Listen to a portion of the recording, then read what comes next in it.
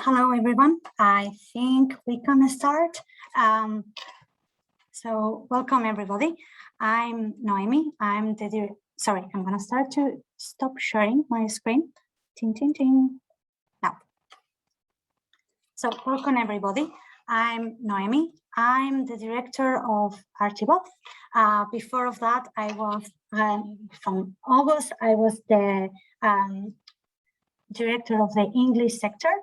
And today with my colleague Julia, we are gonna present this seminar. It's the second one that we're doing this year, and it's the first one in Archivals that we're doing in English. So we are really happy that you are coming.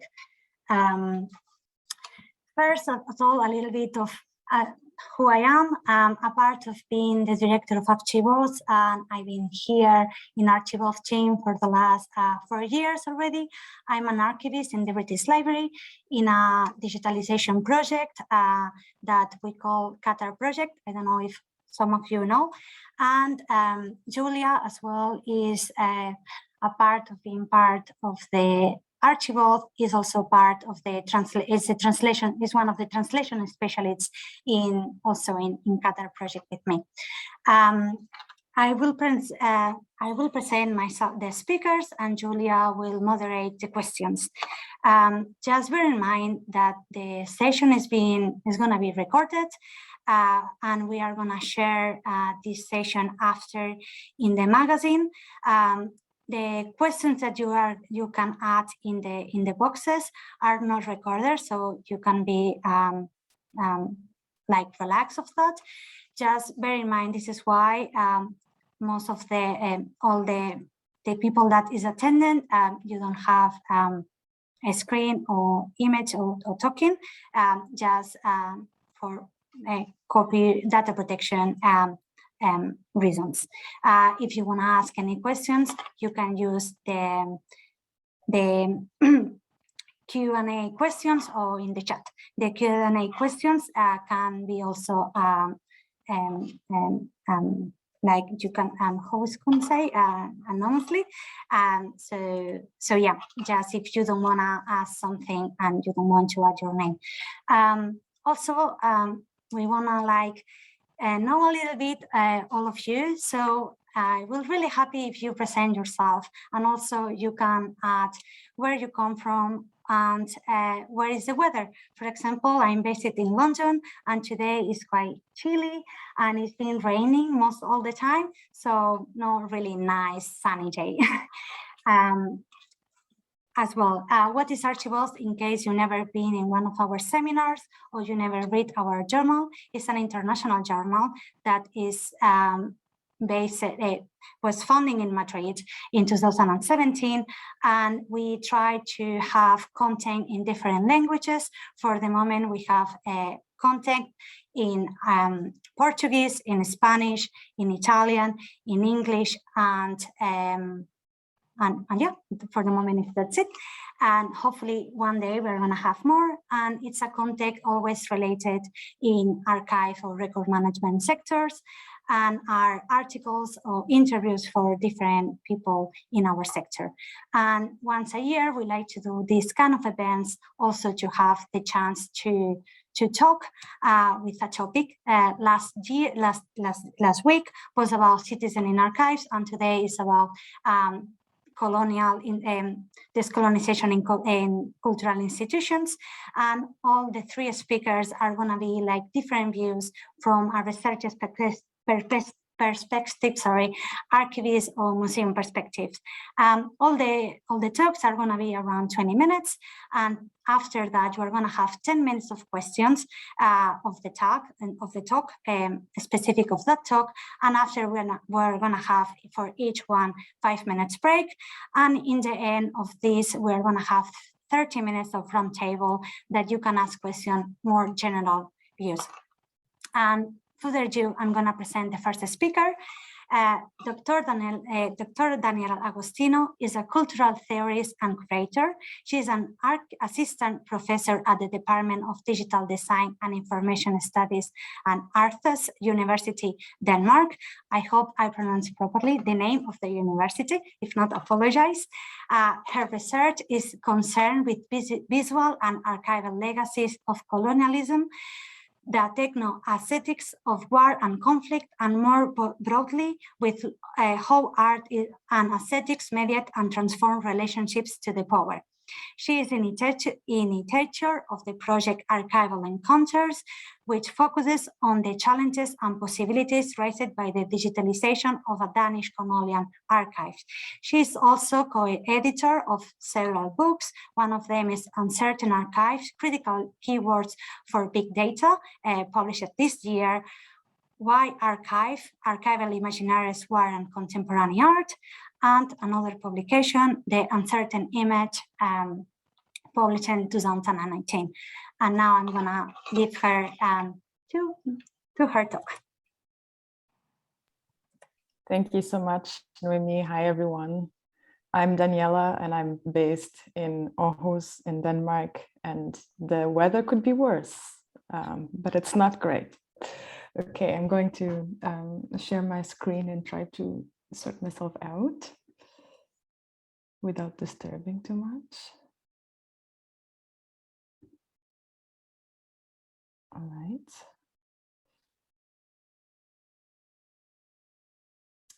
And now I just have to move some things around. Okay. So I want to begin by thanking the organizers of this symposium for their brilliant work of conceiving and putting together this series of events with so much care and detail.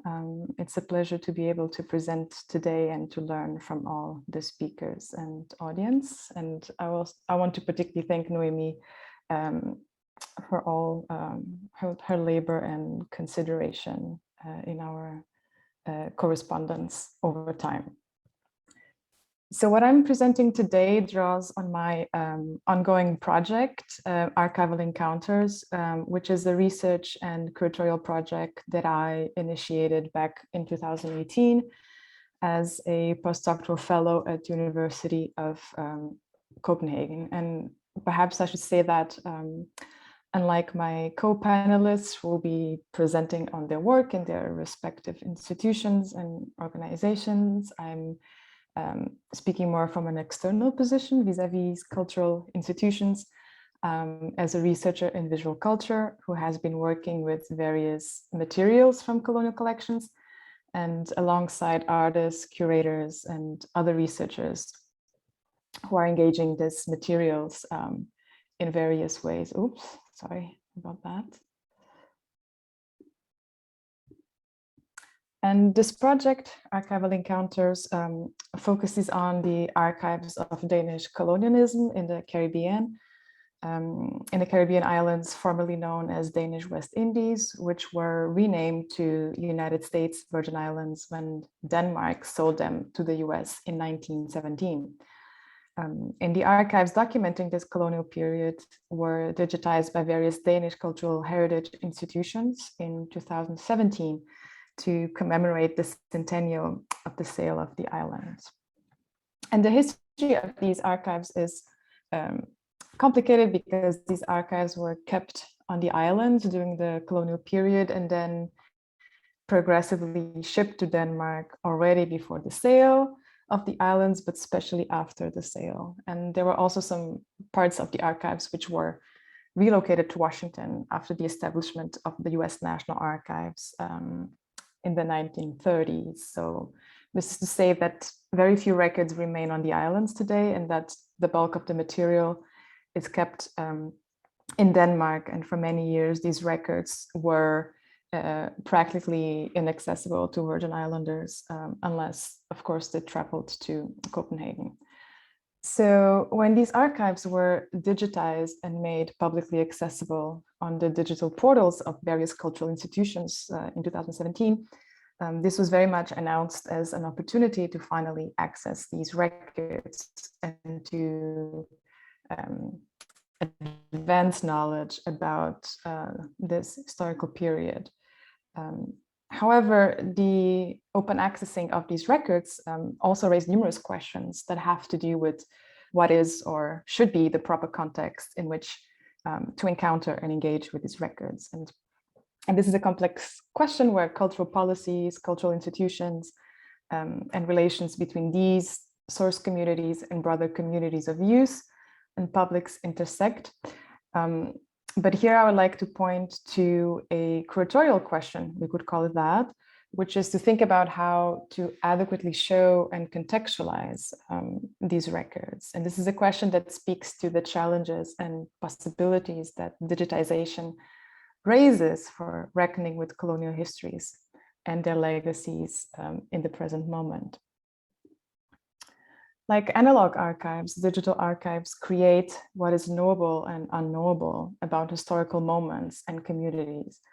They organize attention, distribute visibility, and structure how one enters a relationship with knowledge and groups of people. And in doing so, they carry biases and omissions, they orient users to specific materials and ways of knowing them, and solicit our senses in new ways. Mass digitization of archival records often carries a promise of greater access to archives by communities of origin and broader publics, creating opportunities to enter into dialogue about the colonial past.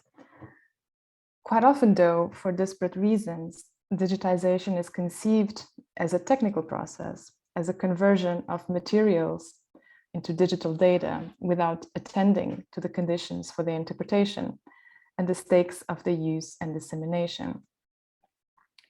Without adequate contextualization, the limits, omissions, and distortions that characterize colonial archives continue to haunt the digital versions of these records.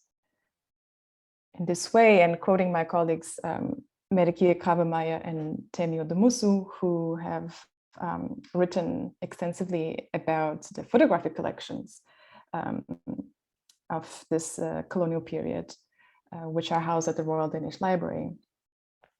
They say that more than scanning and releasing data, digitization is a process of implication, a graphic exposure to documents that evidence the seen and unseen of the colonial world, and therefore a haunting. And this is particularly clear in the digitized records of Danish colonial archives, which are very much organized and made accessible online through the original organizing logics of the colonial collection, while it does not do much to contextualize these materials from the perspective, the knowledge, and the experience of the residents of the Virgin Islands. And there's many ways in which this happens, but one of them is through metadata, right? Metadata often reproduces colonial classification, and in this case, it's not possible to research in these archives through other terms. So when researching particular subjects, users are forced to enter these archives through the colonial terms, which is a way of positioning users and encountering these records. And also many of the records and the metadata haven't been translated into English. Many of them are in Danish, which also creates other moments or contexts of inaccessibility. And Medekia Kavamaya and Temio Demusu have termed this archive the one-eyed archive, which is sort of an archive that organizes materials through a monocular regime that only allows for one view. And many researchers and artists have expressed preoccupation with the effects and affects of facilitating access to archival materials representing vulnerable subjects without proper contextualization. Subjects who did not consent to being documented and exposed in the first place. And here I'm drawing on librarian and digital media scholar Tonya Sutherland, who has written on how records of trauma, and this is her term, become permanent in the current age of digital archiving. And she writes, because of the significant temporal gap between the violence of the past and the visual experience of the present, when slavery era records are digitized en masse, records appear and circulate in different contexts. And we can think about how these records, once they're digitized, they start existing outside the bounds of the original colonial archive and outside the bounds as well of the digital archives in which they cannot be found, but they also circulate across platforms, social media, and they're sort of subjected to algorithmic curatorial processes that we're not always aware of. And so, as Tonya Sutherland says, this decontextualization removes the immediacy of trauma, giving records that document that trauma new afterlives, independent of their historical context, creating new digital remains where none previously existed. So scholars and practitioners in critical digital heritage studies have proposed to understand digitization not as a linear process of making something analog digital, but as a process that transforms a collection. And as Rupika Risam suggests in a book, New Digital Worlds, the creation of digital archives is not simply a matter of transcribing and digitizing texts, but of producing new knowledge as well. And so through this process, I like to think that digitization can also have a potential for social transformation and not only for reproduction of colonial classification and colonial epistemologies.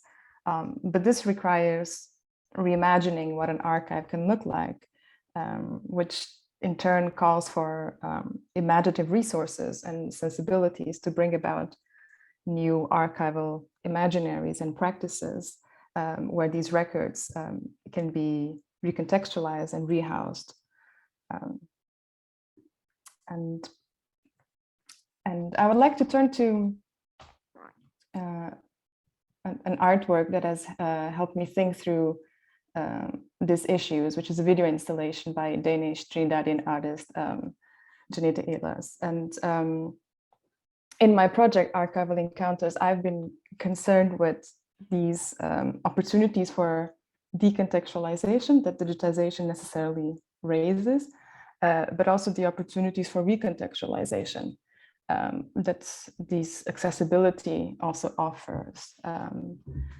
And in this context, my project, Archival Encounters, I've been trying to look to artistic practices and curatorial research practices as well, that sort of try to make room for these moments of recontextualization. And so this video in particular was not commissioned by a cultural institution or anything like that, but it points to the need to make room for different modes of engagement with emotionally charged materials that call for more sensitive contextualization. And I'll say a few words about the work before I show you an excerpt, a very short excerpt. So the video installation contains a monologue written and voiced by Trinidadian American writer Leslie Ann Brown. And the installation with this monologue directly addresses a Black woman pictured in a photograph from around 1900, described as Sarah in a ball gown in an album by Alfred Paludan-Müller, who was a Danish pharmacist and prolific amateur photographer who lived on the island of St. Croix between 1870 and 1904. And this is one of the many images that became digitally accessible after 2017. And one of the also many images that sort of stepped outside the bounds of the original colonial archive and began to appear in many other contexts.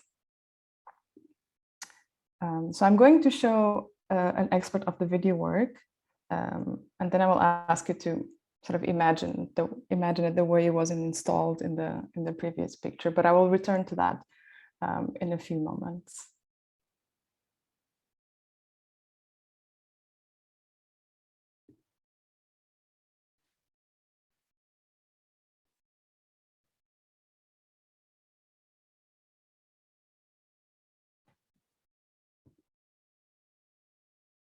Black is a beautiful word. I say these words in honor of Queen Nanny of the Maroons, Mary, Agnes, and Matilda, the Fireburn Queens, Nana Ya Asantawa, Queen Hangbi, Nazinga Mbandi, Amina, and all of the many women, named and unnamed, who have resisted colonial rule. Sarah, please forgive me for this intrusion. We do not know each other, but in a way, maybe we do.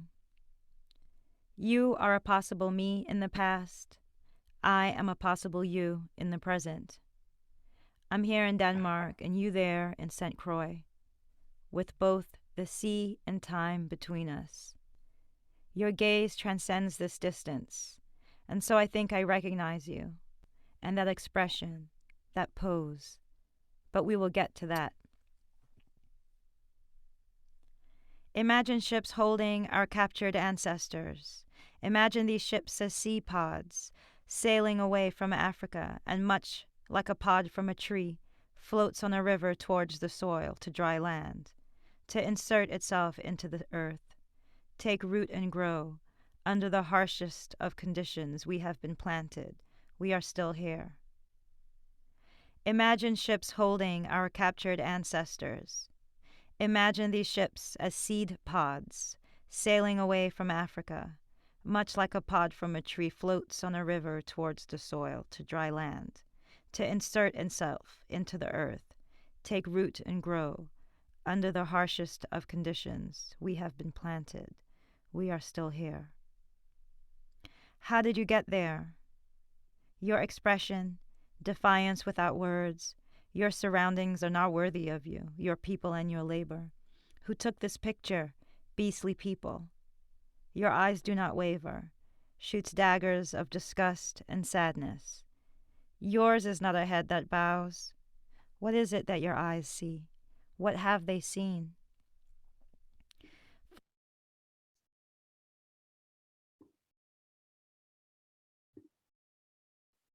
So in the original album, Sarah's photograph is placed below a picture of Gallows Bay in St. Croix in a curated composition common in private albums of the time, which often juxtapose images of various genres, portraits alongside landscapes, compelled images of workers alongside leisure image of the colonizing class. And throughout the many albums created by this amateur photographer, many other women surface in similar compositions. In Jeanette Ehler's installation, the photograph is carefully framed, lit, and placed on the wall of the exhibition space. And on the adjacent wall, a video work is projected, described by Ehlers as a floating portrait of white dressed Black women, including the artist herself and her close collaborators. Upon viewing this piece, I was particularly impressed by how Jeanette Ehlers calls Sarah from the original album to offer her the company of kinship. And in this movement, which is also a curatorial gesture, a decision to display in a particular context, the video installation both confronts the colonial visuality that originated the photograph and makes room for a more, for a different space of engagement. And in placing the photograph in this context, the installation sort of makes room to articulate and address some of the untold histories that are not easily captured through archived information that was often not meant to register a full experience of these people. But the installation also makes room to sort of respond to that image in ways that the digital archive or the colonial archive doesn't allow for in this one-eyed or one-voiced perspective. So in directly addressing Sarah, so this installation also addresses present viewers, reminding us that these archives form and situate us in various ways. And with this sort of direct address, the installation asks each one to consider the stakes of seeing and engaging with these images in the present moment. a present moment characterized by heightened visibility and circulation of these images. And so what this installation also does is to draw attention to the context of looking. How would it be like if the photograph of Sarah and similar ones was resituated in a different space other than the archive and surrounded by her kin? What kind of afterlife would Sarah have and her digital remains have? So Black is a beautiful word, to me, foregrounds this delicate balancing act that often institutions have to thread, right, between addressing a history of colonial harm and enacting the labor of repair. And so by acknowledging how demanding and difficult it is to completely de-link from these histories, this work seeks to slightly shift such historical conditions, proposing and calling forth other modes of sensing and registering and addressing these unnamed presences that exist in old and new archives. And in this way, the work offers a space of encounter to consider the task of witnessing and tending to the material traces of colonial history in times of archival permanence, like where archival records are never laid to rest. And so as final words and as an invocation of the title of today's event, Righting Cultural Wrongs, and as an invitation to discuss this title together, I'd like to end on the question of how cultural institutions can embrace care beyond preservation, but also care beyond the mere restitution of materials, towards care as a relation, as the labor of repairing the relation between these materials, the communities they document, the societies that are bound through this colonial past, and their unresolved unfolding. And I think I will end here with a note towards a broader conversation that I look forward to having towards the end of the symposium. Thank you.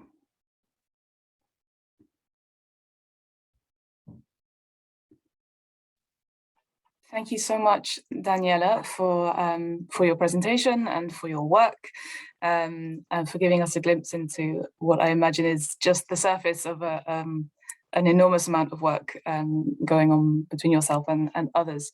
I have a lot of questions on the basis of your talk. Just to remind our audience, they are very welcome to submit questions either in the Q&A or in the chat anonymously or with their names. And we already have one, so we'll start with those so that I don't end up talking the whole time. We have a question from Abigail. She asks, I don't know if you can see this in the Q&A, Daniela, do present day Black people retain Danish surnames? And is there information that they spoke the language? No, that is definitely not the mode of colonization or Danish colonization of these islands. So there was no structured attempt to implement Danish as a language on the islands during the Danish colonial period, and so there's also not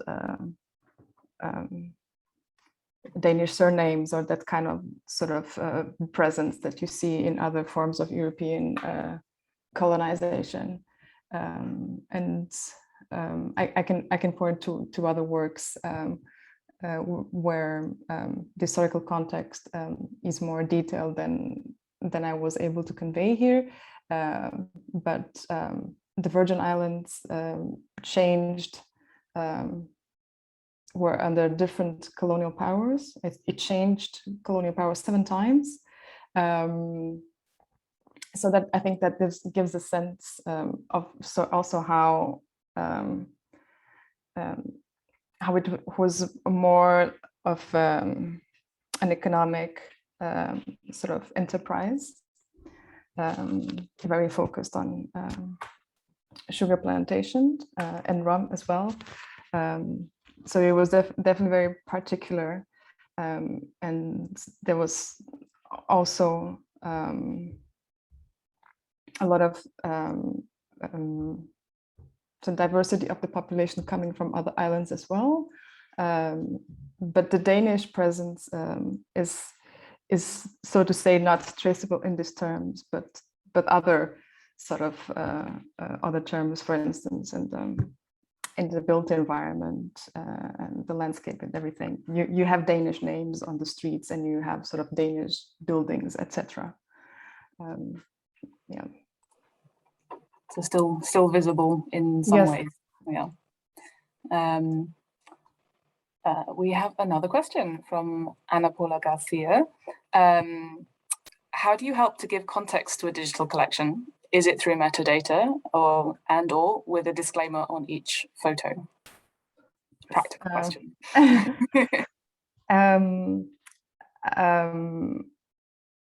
I'm not an archivist or a librarian, so I'm always wary or hesitant to provide frameworks for how to engage in this kind of work.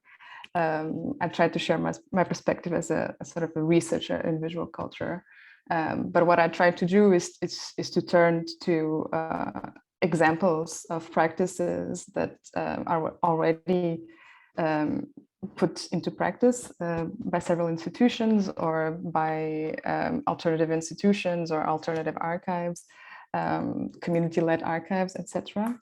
And there's been a lot of work, of course, on metadata in several institutions worldwide, but there are always there's always limits to what metadata alone can do, because it is still sort of a kind of a way of describing something that always raises multiple issues of power that have to do who decides how these images should be described, and who is involved in these decisions. And those are they're always contested.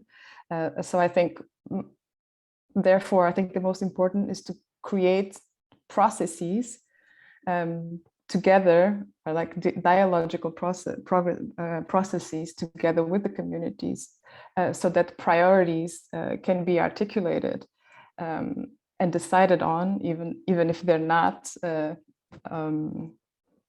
completely uncontested, rather than having a set of practices that institutions deploy sort of piecemeal, like instead of standards, have a focus on establishing relations with communities and perhaps let them lead that process. And that's one of the questions that many of us have been discussing in the context of the Danish colonial archives, is whether there could be a different, I wouldn't know how to describe it, but sort of a different archive where the digitized materials could be recontextualized. And this could happen through decisions on what actual material could be there and should not be there, etc. This could happen also through storytelling, to have communities add sort of oral histories that are not registered or recorded by these archives. It could also be through artistic projects that engage with this material, because it's not just about what these images show and what we see in these images, but also creating a different sort of emotional and sensorial context to engage with these materials. That is not just about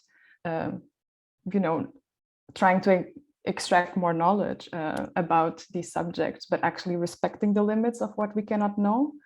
And so this has to do a lot with also devising protocols for how much we want to know, or how much we are supposed to know, and what to do about those records that are sort of delicate and vulnerable sort of how to create spaces where these records can exist or perhaps be laid to rest. And there's been, and this is also not exactly my field, but I'm also very inspired by Indigenous archival practices and sort of the development of those protocols that have to do with what Ana Paula says about adding disclaimers. So perhaps I don't think it's up to the institution to add the disclaimer on each photo, but perhaps deciding what kind of disclaimers should be should this archive offer to users, right? And perhaps just how to make the stakes of engaging with this material more present, or so how to articulate those stakes to users more clearly, so that there's a shared understanding of the very difficult stakes of engaging with this material. Yeah. So this is just to say that I think relations and processes of dialogue are important to sort of imagine together those contextualizing possibilities. Thank you. I think we will hear more on archival practices and from our next speaker, who is an archivist. So we might get some more of the institutional response of like what can be done hands-on. We'll take one more question from David and then have a little break. So he asks, has there been a lot of interest in the Virgin Islands with accessing or engaging with these digitized records? Have people engaged with them in surprising or unexpected ways? Yes, I think, well, mostly so far, there's been an obvious interest by Danish people and people from the Virgin Islands, and people from the United States as well. And there's been very exciting, difficult work done with these records. And I would like to point to the work of the Virgin Islands Studies Collective, which is a Black feminist collective of researchers and artists who has been working on the prison records of the so-called fire-burned queens, which is a group of women who on the islands, and they were imprisoned and taken to Denmark, where they were imprisoned for quite some years. So there was like an actual attempt to remove them from the islands, so to prevent them from further galvanizing the rebellion. And so there are some prison records that have been digitized recently, mostly by a group of volunteers. And so the Virgin Islands Studies Collective has read these records and engaged with the gaps in knowledge that these records evoke. And I can put this on I can put the article. They've written an article about it. Like so, there are four members of this collective, and each one has engaged with the prison record of one of these rebellious women. And so there's kind of this sort of trying to come to terms or with the huge gap between what the archives or what these prison records say about these women, and how these women are known on the islands. They're known as heroes of the community, right? And they're seen as criminals or prisoners in these records. And so that's been one of the many exciting and surprising possibilities of engaging with these records. I'll put it in the chat. Thank you, please do. And we can all have a look at that during our little 5-minute break. Thank you. If people have more questions, please feel free to keep typing them, and we will get to as many as we can in the roundtable. For now, I have it at 5:41 in London. Let's take 5 minutes, please. I will be back at 45 past. and we will continue with our next speaker.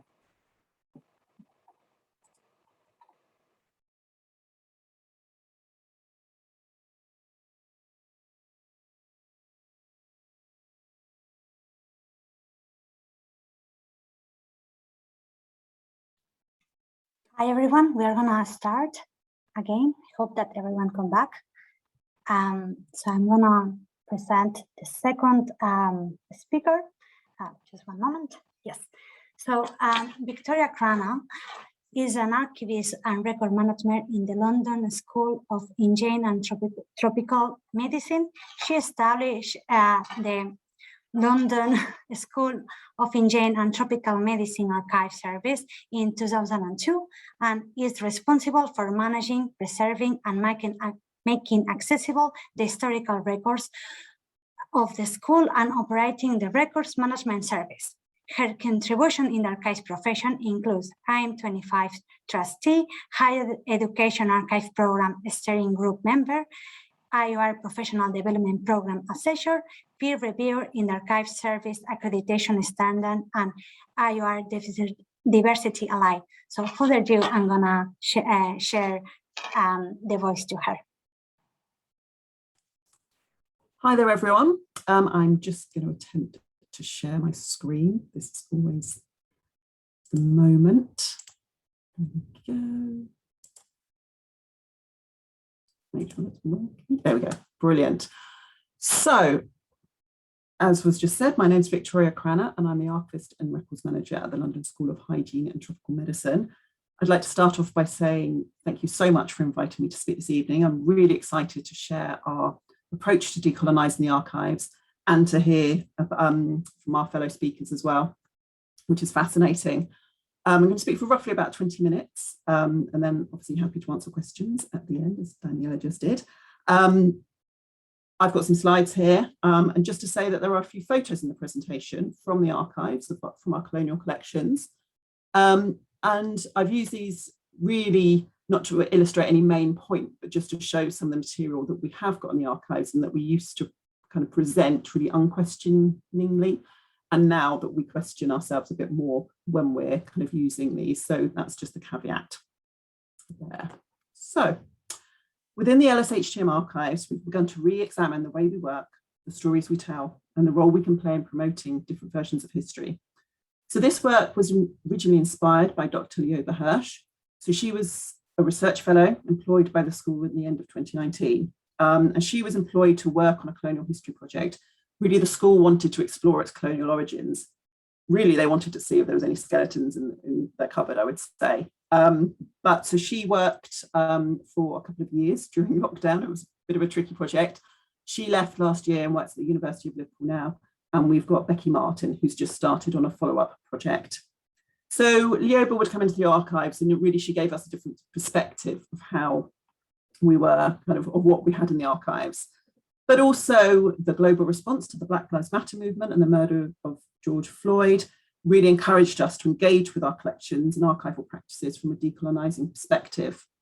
There was also last year many discussions within the archives profession and beyond about issues of neutrality, marginalised voices and contested histories. So inevitably, the LSHTM archives are steeped in the colonial history of our school. We were founded in 1899 by this gentleman here, Patrick Manson, as an institution for the research and treatment of tropical disease in an effort to improve the health of those working in the British colonies. So there's no getting away from the fact that it was to do, as this quote says here, for the kind of good of the empire. So physicians were taught on tropical diseases, would go overseas to the British colonies and treat the British people that worked and lived there. There was no, altruistic element of it to start with. Obviously, the school has changed a lot since then. I will put that in there. But really, that was kind of why we were set up. As a result, the histories preserved within our collections are generally those of white male colonial explorers, medical professionals, and researchers. And while there is value in some of these stories and the contributions these individuals made to tropical medicine, they're also an important part of the school's legacy. They're also reflective of the colonial era in which they were produced and are necessarily informed by the values and attitudes of the time. The difficulty in reconciling the celebration of scientific achievement with the true nature of its colonial legacy is something that we feel is very important to examine. And furthermore, the voices, experience and contributions of the people indigenous to the countries visited by colonial researchers are often noticeably absent from the record. As a consequence, we risk presenting a one-sided view of history. So as a result of our heightened awareness and research, the team decided to come up with a set of decolonising principles and an action plan. At the time, last year for the Black Lives Matter, lots of institutions were making statements in support of Black Lives Matter, and our institution, LSHTM, did the same. But as an archive service, we felt that we really wanted to take practical steps to address the structures of racism within the archive. So these principles, which I'm going to go on to talk about in a moment, have been created through studying and researching many resources that have been promoted within the archives profession and beyond. For example, there was an Archives and Records Association Discord channel where lots of material was shared, and people such as Lucy Brown created an anti-racism resources for UK archivists document where there was lots of literature, a mixture of academic papers as well as more practical guides. Because there were quite a lot of resources, we did start to feel quite overwhelmed, but it soon became clear that themes were emerging, and these are what we turned into the areas of our principles. I've done a few of these presentations and heard from people in other institutions that they do often feel overwhelmed and don't really know where to start. But actually for us, kind of breaking it down, putting it into 5 areas, and these things have really worked for us. So hopefully maybe other people can kind of follow this methodology. I've also become more aware of new sources and literature through research for an article that has just been published in the Archives and Records Association Journal, and I can share that in the chat. And I wrote that with Dr. Yoba Hirsch, so it's her experience as a researcher using the archives and then what we've tried to do to kind of combat the issues we face. And also, as was mentioned, I'm an Archives and Records Association diversity ally, so looking at the profession more widely. So just a small bit of background on the archive service. We're a small service. We've currently got 2 archivists. We both work part-time. We do have an archives assistant post, but that's vacant at the moment. But the previous post holder, Layla Sellers, did some brilliant work on decolonising for us. We also have a volunteer that has a particular interest in decolonising the archives, and she was attracted to us because of the work we're doing. So she's working remotely with us for 2 days a week. And I'm hoping that our approach shows what is achievable with a small and I will say very under-resourced team.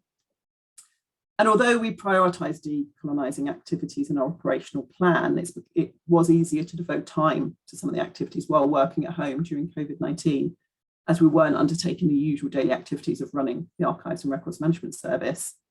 We've actually just reopened 2 researchers, but I feel that our principles are embedded in our work, so we can continue to work on them in whatever we are calling the new normal. So I'm going to move on to talk about the principles. So they cover 5 areas that you can see here. I should say that we are kind of 18 months into this initiative. I'm very careful not to call it a project because really we're trying to embed these in our working practice. So I think project kind of implies that something's going to finish, but we are changing our working practices. We understand that we might make mistakes along the way. Nothing is kind of perfect with this, but hopefully I feel already that we have made some really kind of tangible changes. So I'm going to start with cataloguing practice. You can see here the areas we're looking at is creating cataloguing guidelines, reviewing our cataloguing, our current catalogues, legacy data, and the use of secondary sources. So we've reviewed literature in the area for cataloguing guidelines. Much of some of this is from America and Australia. I would highly recommend the Inclusive Terminology Guide and Glossary, which has been created by Carissa Chu at the National Library of Scotland. That's been an enormous help. And we've created guidance for our archives which cover areas such as making sure that we are making it clear which is the creator's language and which is the cataloguer's description, making sure we are not taking out terms because we don't want to lose the integrity and authenticity of the original item, but making it very clear either with brackets or commas that that's not our language. As was mentioned earlier, we're adding some sensitivity warnings to the catalogue. We're being very mindful of the normalisation of language. I think within archives, and this is a theme that keeps reoccurring, we're often very time poor. We have deadlines. So someone will come in and work on a cataloguing project for a short period of time, and you can become over familiar with that language. So we've put in a new system where we did used to get another archivist to kind of check the work, but that was really for spelling. But now we're going to get them to check it in more detail for kind of emphasis, for language, and make sure that it meets kind of our new standards. What we've realized by looking at some of our kind of data is that we need to be more consistent with our country names. So we have a lot of material relating to countries that were colonies, such as Tanzania, which was formerly called Tanganyika. And there's different ways of referencing that in the catalogue. So we need to make sure that we're consistent as well to increase accessibility, because there may be people that don't know that Tanzania used to be called Tanganyika. And also being very careful to take care that we refer to Africa as a continent and not a country. I think that's fairly common. Africa is made up of 54 countries and obviously has a vast variety of countries and cultures and so forth. But I think sometimes it's just kind of put all together. We want to make sure that celebrating language is minimized. By reviewing some of our administrative history fields in our catalogue, we realize that sometimes terms such as eminent, distinguished, renowned are used, and these impose a value judgment. And we're taking care of the secondary sources we use. So one of the school histories was actually written by the son-in-law of the founder of the school. So this has obvious biases in it, and some of these can kind of appear within the catalogue. We've become more aware of our own preconceptions. I think when we started the project, we were thinking, oh, our catalogue should be fine because we're a fairly new archive. I established it in 2002. We didn't really inherit any legacy catalogues. But actually, through kind of educating ourselves, we realised that this preconception is probably coming from a place of white privilege. So we need to be as open-minded as possible. We understand that terminology and language is constantly changing. And as a society, we're becoming more aware of the terminology to use to reduce the risk of marginalisation. So rather than a one-off exercise, this will become a regular kind of review that we'll kind of do on an annual basis. And we've started looking at our colonial collections, but we'll apply this methodology to other areas of our catalogue. So we've got a large number of collections relating to HIV and AIDS. They were only catalogued within the last 8 years, but aware that offensive terminology kind of might be in those as well. Finally, in this area, just thinking about when we're planning cataloguing projects, we're going to be considering more carefully the time it takes to catalogue. We have a lot of deadline focused projects, and there can be an emphasis on the Green and Messner's more product, less process approach to minimal cataloguing. This is the idea that having some information available to researchers is better than no information. However, this approach can mean that less time is spent in providing contextual information on culture and identity. And even if the intention is to go back and provide fuller catalogues in the future, it's understandable that this often doesn't happen due to a lack of resources. So we're really trying to build in more time to make sure that we can provide a fuller and more accessible catalogue. So our second area is archival practice. So the lack of neutrality in the archives profession is kind of widely discussed. This is basically that the existence, preservation, and the availability of archives and records are historically determined by the powerful. Many groups find themselves excluded or ignored from the official narrative. What we choose to stress and what we choose to ignore is always unavoidably subjective, and the value judgments that archivists make in turn kind of affect how researchers find, perceive, and use records. Excuse me. So this is an area where we're kind of critically engaging with new theories of archival practice. So there's ideas of archival fragility, cultural humility, radical empathy, and slow archives. And there's more information on that in my article, actually. I don't really have time to go into that now, but really we're questioning how we've done things in the past, which have contributed to the colonial legacy of the institution. And our new knowledge is going to inform our policies and statements as we go forward, which will be reviewed regularly. So the themes that emerge from all of those theories I've just mentioned are really to put people at the centre of the archive rather than the strict bureaucratic structures of the past that have been used to select, appraise, and organise records. Our policies and procedures will be designed, or are being designed to make sure that we're collecting and preserving records of ordinary people and not just the significant and powerful individuals, which have traditionally been white males in the past. This is not to say that we won't be collecting those records of those individuals that have made contributions to science, but we will take a more inclusive approach. So there's some of the questions we're asking ourselves are, what are we collecting? Who are we acquiring archives from? How do we prioritise collections for cataloguing? How do personal relationships influence acquisition and cataloguing practices? You know, if you're good friends or the professor you're taking records from, you see on a regular basis, they might ask you, you know, oh, how are you getting on cataloguing my collection? So that, you know, might change your priorities. And then who is not being represented? And we're going to explore the ideas of absences. And in terms of a practical example of this, we've recently taken in a collection from a senior lecturer who recently passed away. We got it from his family. What we usually do is look in the annual reports, look in kind of the histories of the school to find out kind of what the person had achieved in their career. So there wasn't any of that information. He was a senior lecturer, he wasn't a professor. And it did, in my head, it was like, oh, should we be collecting this? And that's what we're trying to do. We are trying to go ask ourselves those questions, going, no, actually, there could be some really valuable stuff in these records. It's still sat in boxes in the archive store because we haven't had time to look at it because we got it during lockdown. But that's a practical way that we're trying to change our kind of perception. Just because they weren't a professor doesn't mean that they didn't produce valuable kind of work for the school. And again, that approach takes more time because you might be taking in more material, but that's kind of how we're approaching that area. So in terms of dissemination, we're really trying to tell a different story with our collections. We're acknowledging that certain collections, you know, there might be races in them in the collections, and we don't want to appear to excuse that. Looking for more dissemination opportunities such as this, working with groups in the school, and really re-evaluating the content. Again, it comes down to time. We're a very small team, and if there's an event, such as we do Open House London, giving tours to visitors, student open days, we do displays when people come to the school. We often get the same material out, we promote the same, you know, material, when we tell the same story about particular individuals. So we're really kind of looking again at how we are, kind of what we are presenting. So we spend a lot of time on dissemination and kind of advocacy, and changing how we disseminate is a big undertaking. It's taken some thought. And there's not as much literature in this area that I found, and I might be proved wrong. But there is some interesting material on commemorations, including the recent commemoration of the First World War.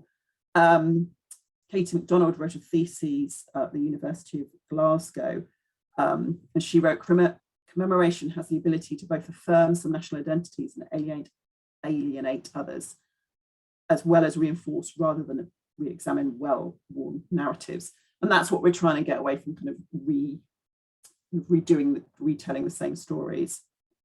There's also other, something I found really useful. There's an academic in America called Laura March, and she's worked on a social media toolkit for cultural institutions. Again, I can put that in the chat. And that's, again, kind of been quite useful for us. So I just want to use a quick example here. So this is Sir Ronald Ross. He was the discoverer of the mosquito transmission of malaria and the first Briton to be awarded the Nobel Prize for Medicine.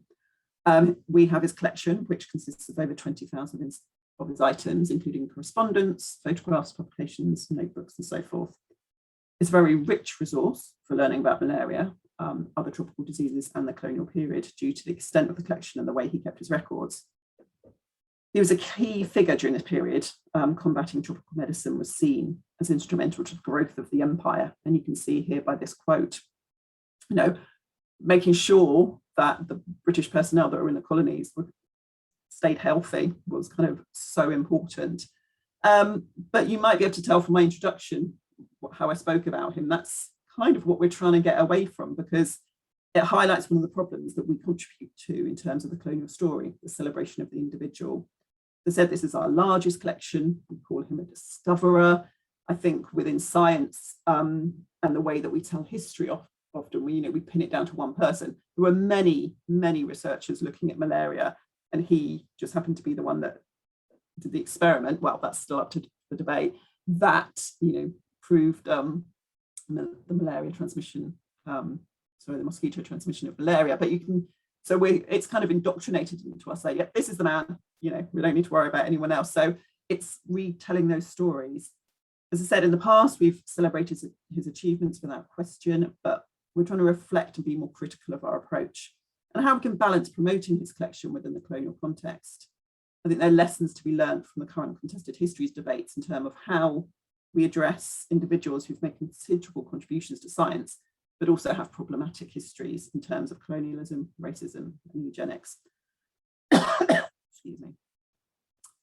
So even our Keppel Street building, so this is in the centre of town in London, and we promote the celebration of individuals. So our frieze around the top of the building contains the names of 26 pioneers of public health and tropical medicine. Probably won't surprise you that originally there was 23 that were all male, but in 2019, as part of our 120th anniversary celebrations, we added the name of 3 women, which you can see here on the slide. And in the past, we've heavily promoted these names as kind of a part of our social media kind of presence. We would tweet regularly on their birthdays and their dates of death. But however, character limits on Twitter mean that there's little space to add context or a fuller description. I don't think you can put the whole history of one person in however many characters Twitter is now. So we always appear to be very celebratory. So now we're being a lot more mindful of what we tweet and think, why we're tweeting and how we're tweeting, and do we really want to promote a particular kind of individual? And by providing a more critical analysis of archival material, we intend to shift the focus away from the stories and successes of colonial researchers and instead present an account that recognises the imbalance of power inherent in a colonial encounter. So we've started a series of blog posts, which are really trying to change the story. So this is our Carpenter Diary. So it's a joint diary written by a couple who went to Uganda in the 1920s, where Geoffrey Carpenter was an entomologist who was researching sleeping sickness. And we used to promote it very heavily. I used to tell people it's my favourite item because it's a beautiful item. It's got lovely photos in, it's got pressed flowers, and it does provide a rich account of the daily lives of the couple, kind of in Uganda, as well as the relative luxury of the colonial lifestyle. It shows, they travelled on the Orient Express, they went by the pyramids on their journey to Uganda. Inevitably, this version of 1920s Uganda reflects the experiences and privileges of the diarists. And as a result, the journal presents an unbalanced account of colonial history. As I said, we've kind of promoted this heavily as an illustration of colonial life, but we've never really provided the context for which they're in Uganda. So that's something, again, that we'll be looking for. And that's linked to my next point, actually, about education. So the archives team has been increasing their knowledge. We've undertaken training in diversity, inclusion, intersectionality. So there's some great free courses out there. I've done one on the British Empire by Future Learn, and also understanding diversity and inclusion with them, cultural diversity competencies with the Society of American Archivists. I think many of them are free or very reasonable price. So it's really kind of getting more knowledge about all of these issues. And there are also resources. So we've got the Decolonising Global Health Groups, and that's based at LSHTM, and also some material by other kind of archive institutions as well. But I will say a lot of information has been created by individuals rather than by kind of these bodies, which is quite interesting if you think about it. And through developing our decolonising plans, as I said, it's clear that our knowledge of the history of colonialism in the British Empire is lacking. It's been highlighted by discussions on Black curriculum. The general population in the UK is not taught about the history of colonialism, slavery, and Black history. I studied history to degree level, and I didn't cover any of these topics, although that was quite a long time ago. And in the past, like on reflection, I used to say I wasn't a historian, I was an archivist. I think when I came into the profession in the mid-90s, there was a school of thought that maybe archivists were kind of failed academics. You became an archivist because you couldn't be an academic. And I could apply my archive skills to any institution, which I have during my career. But I feel there's a real responsibility to increase our knowledge about this period of history and to ensure that we understand the material we're custodians of and provide access to these collections in a transparent and open way. And that's quite problematic in the way that the sector is set up in some ways, because there's lots of short-term contracts. So it's quite hard to ask, a temporary member of staff to come in with this knowledge. So it's finding that balance of getting enough knowledge to provide a full and accessible catalogue. And my last point is about inclusivity. So we like to assume that we're very inclusive to our users, but we are undertaking kind of exercises such as a customer kind of journey mapping exercise, where we look at all the stages of what emails we send and how we're responding. And actually, within the last couple of weeks, we reviewed our guidelines and rules. The archives users, those of you that have used archives, we know that you're often presented with a kind of registration form when you enter the archives and a list of rules. And this can be very prohibitive to a lot of people, actually. So we were looking at the rules and we've changed things. So we've added a lot more please, we've added more explanations. So please do not lean on the documents because this could damage them. Whereas before it might be like, do not lean on the documents. It was very strict. And I think that's something that archives, there's a legacy of being quite strict and forbidding.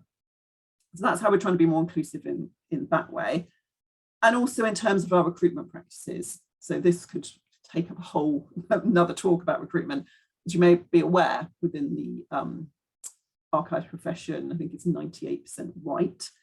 There are discussions going on at the moment about trying to diversify the profession. What we're trying to do is we've got a vacant post for the assistant, so the archives assistant at the moment. And that used to be a kind of, when we created it, it was like a graduate post. It was assumed that someone would go on to become an archivist. Taken all of that away, and we are recruiting people for the skills that they can bring to the role. We have reviewed the essential and desirable competencies. And even though we last recruited a couple of years ago, I was kind of quite shocked to see that one of the desirable competencies was that someone should have experience of a medical archive. So that's quite limiting if you think about you're trying to kind of, diversify how many people have worked in a medical archive or kind of volunteered in one. We're considering it's a grade 3 post, kind of as I said, an assistant role. So we're looking at taking out the requirement for an undergraduate degree. That was in there because it was always assumed that someone would go on to become an archivist and you have to be a graduate to do that. So we're trying to take that out. And we've had advice from an organisation called CC Skills about how we can try and make the process more inclusive. We do understand that it will take us a lot longer to do that. So shortlisting will take longer if we get more candidates. So we need to build that into kind of our time frame. But I think that's obviously really worthwhile kind of doing. So going forward, we have an annual operating plan with a lot of these activities in that we work towards. But really, as I said, we're hoping that will become business as usual, which many of them have. They'll be reviewed regularly. And we, as I said, it was easier to work on them when we were working at home. Now we're going back into the office. Like I said, they'll be hopefully so embedded in our working lives that soon we won't even think about it. Soon we won't even have decolonising the archives principles. Hopefully they will just be our kind of part of our archive service. So these are my contact details, and we've got the archives website there. So that's where these are listed. So I'm very happy to answer questions, or if anyone wants to contact me separately, I'd be more than happy to talk to you in more detail. So thank you very much. That's brilliant. Thank you very much, Victoria. I hope that will have answered some of the questions from the previous talk about what can archivists do and what are the practical steps. I think you've covered that in enormous depth, so thank you very much. A question has come through from somebody staying anonymous. You did begin to speak about sort of the terminology and language and how you approach those terms that you come across in the collections and how you deal with those. There's a question about warnings that you are adding. I assume that's to descriptions, whether you're adding disclaimers about content. We've added something to the front of the catalogue as to say that there may be terminology that you may find offensive in the catalogue. And then we are also looking at providing a similar sort of statement within the catalogue itself. The problem, and I think what we've encountered is within the archive profession, you're only supposed to have in a catalogue, there's this, you only write something once, so you add it at a top level, but that was created in the International Standard of Archive Description. I think there were obviously computers around, but people would search in a very different way, and I don't think that's caught up. So we will be adding kind of disclaimers on every level actually that we find. So it's quite a sizable chunk of work, There's no getting away from that, but I don't think we can go, oh, we've got it on the front page of our, catalogue, because people don't, if they're doing a Google search, they don't come at the top, and we know that people don't look at the whole hierarchy when they're searching. They try and find a particular record. So it is a sizable chunk of work, but yeah, I can add the statement to the chat that we have. We're still working out the particular wording of individual, because I don't know if that warning will have to change depending on what sort of area the terminology is based on, if you know what I mean. So we're still kind of working for that. I think there is more advice from other kind of institutions about that, but we're making a start with that. That's great. I think the next question taps into that a bit. Thank you for the talk. This is a question from Kirsty. It says, have you had much engagement or interest or help from colleagues across your own archive in these efforts, possibly also externally by extension, for example, feeding into preferred terminology and or sharing knowledge? So we're really fortunate at the school that we've had a lot of support. There is a Decolonising Global Health group who've spoken at some of their events. We've spoken at a Decolonising Malaria event as well. And that's really helped us as a service, in quite a not a selfish way, but in advocating that we have the skills to bring to this debate. I think we were recently asked to speak at the Equality, Diversity, Inclusion launch. A year ago, we wouldn't have, we would have nothing to do with that. But because of the work we've done, we've been involved in that. And that was presented to kind of the whole school during a Zoom meeting. So we've had, I think, as we get further along, thinking more in depth about our catalogues, I think we will go to some of our colleagues in the Decolonising Global Health group, which covers the whole school. That's kind of, it's a voluntary organisation. It's not linked to a particular kind of department. Maybe to ask advice about terminology. I think what I found with terminology sometimes is it's quite easy to get yourself caught up in knots. An example, there's a photo and someone's written something such as, so forgive me if this is offensive, but kind of Arab boy. And I'm like, is that offensive? Is that not offensive? If that, that was what struck, so there's those sorts of things. So we discuss it within the archives team, but obviously we're two people, and we don't have the diversity or the background. So I think we will widen it out. And again, I think that would be good for us as a service.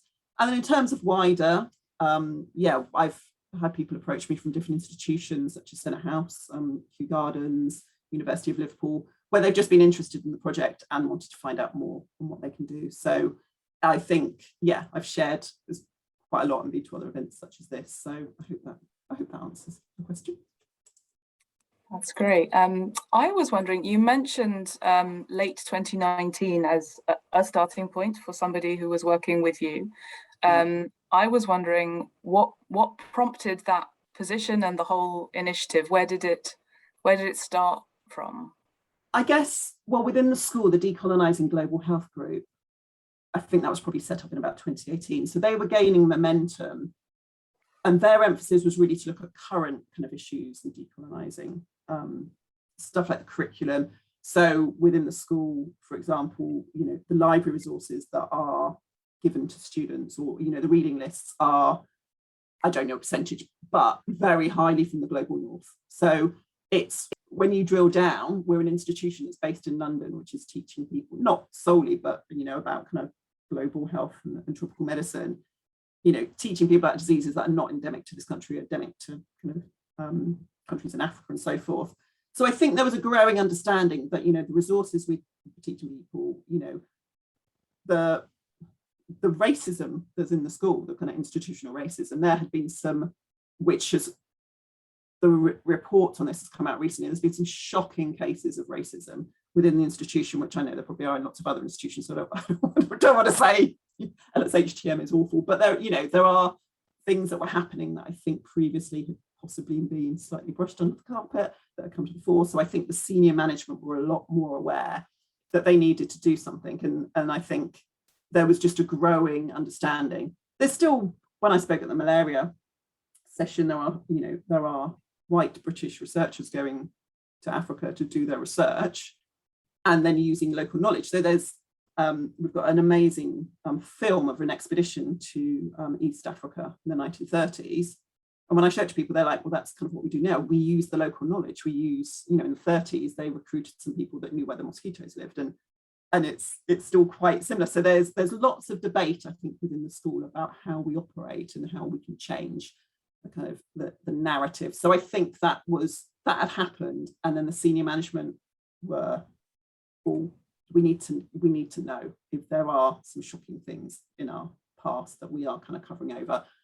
There is, you know, evidence of racism, evidence of, you know, staff members you know, being involved in eugenics and those sorts of things.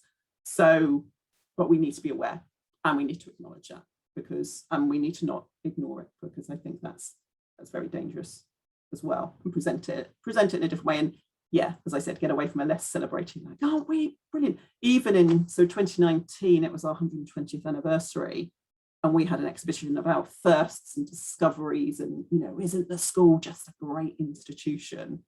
And promoting what often kind of white men had discovered or worked on. And I think now the school would do that quite differently. So I think it's interesting how, that's just my perspective, I'm talking from a personal perspective, not the school as an entity, but I think we would look at things differently. I think we need to understand that science is more about collaboration than one eureka moment. It's wonderful to hear that senior management are supportive and proactively engaging with your initiative. We'll maybe come back to that in the roundtable and hear about other people's experiences of such things.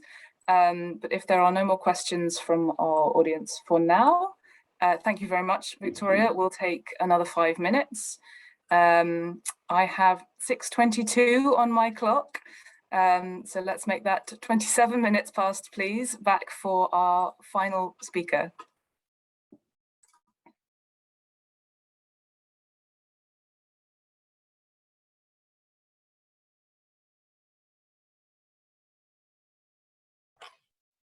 Hi everyone, we are going to start for the last one of our speakers, and I'm going to present, just one second, Grace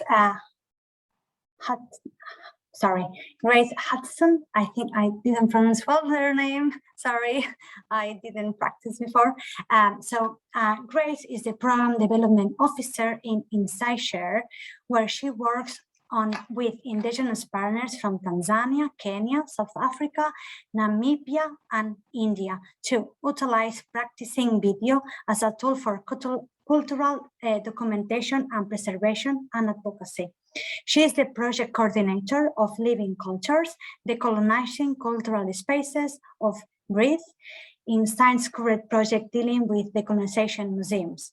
Previously, Grace has worked in health policy for Indigenous women in Western Australia and access to service to GRT communities in the UK.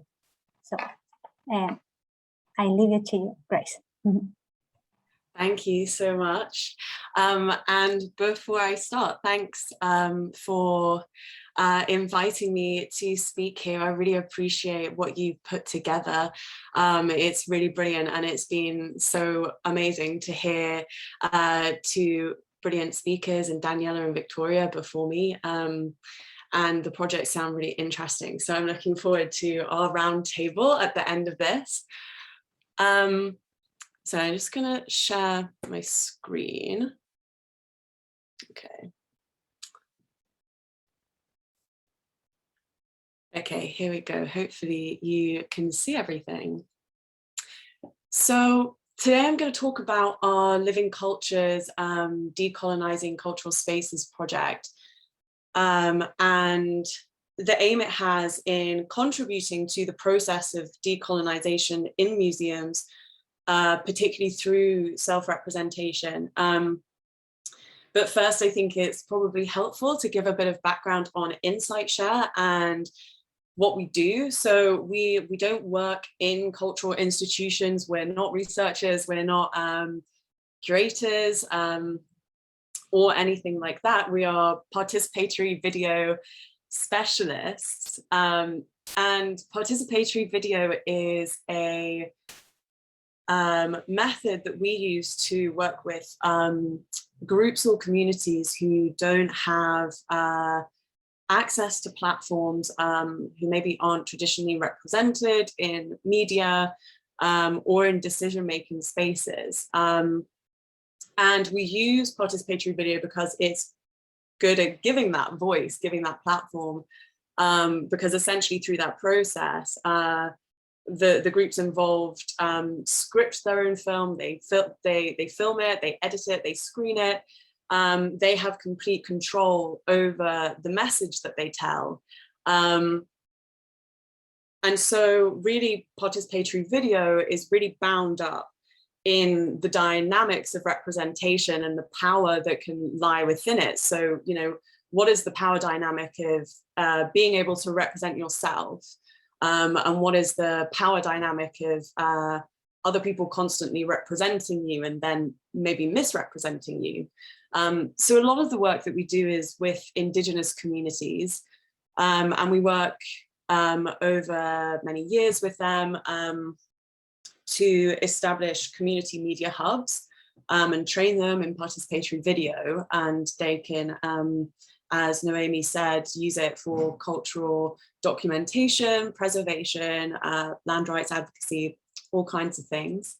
But working with Indigenous communities, the kind of conversations and problematics of representation and how it relates to colonization and decoloniality is a familiar conversation to us, but we are actually very new to working in museums. So that kind of context for it is new to us. So it's been great to hear from Victoria and Daniela, and hear from maybe people who've been working in this area for longer. But the first project that we have done in museums has been the Living Cultures project, which is in partnership with the Pitt Rivers Museum in Oxford, which is one of the UK's biggest ethnographic museums, and Maasai communities.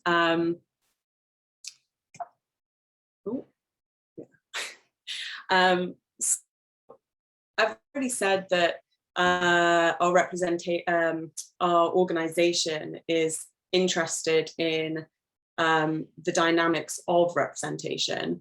And so working in museums has been, again, really interesting for us, because a museum is it's a space of representation. It represents memory, identity, but I suppose an important question that has been posed by the kind of decolonizing debate is whose representation? Whose representation of whose memory, whose representation of whose identity? And the Living Cultures project was really, it really came about when one of our partners, Samuel Nangiria, who is a Maasai activist and participatory video practitioner who we've worked with for many years, was visiting Oxford as part of an Indigenous leadership retreat that we'd organized. And while he was here, he asked that question. So it was in 2017, and as part of the retreat, our director thought it would be nice to bring the Indigenous delegates to the Pitt Rivers Museum, because it holds collections from all of their different communities. And at that time, 5 Maasai objects in particular were brought out of storage to show to Samuel. And those 5 objects happened to be sacred in Maasai culture. And it was a very tense and emotional moment, because Sam was very taken aback at their presence in the museum. And the question was, why are they here? How did they come to be here? And part of that question is, of course, bound up in violence and the violence of the museum, because with these being sacred artifacts, they can't have been gifted, they can't have been sold as the provenance on their label suggested. The kind of the community stance is much more, well, these were taken through violence. And so that's, one area of, decolonization and healing that needs to happen in the museum. But the other question that Sam had was really, sorry, I went too far, was about the way that the objects themselves were presented. So they were mislabeled, the provenance seemed incorrect, and that felt like a misrepresentation of the community itself.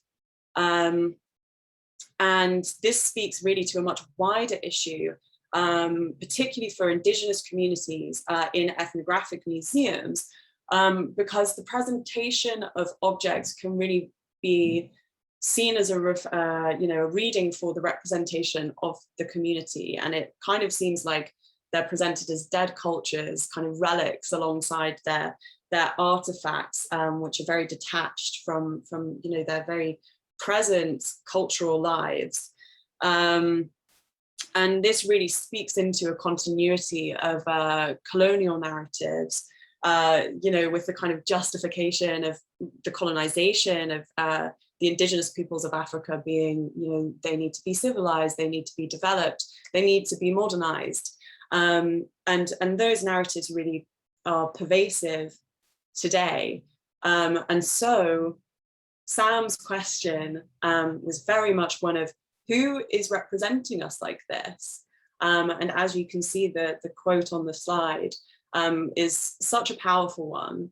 He said, "We are a living culture, not a dead one, and a museum should not be our mausoleum."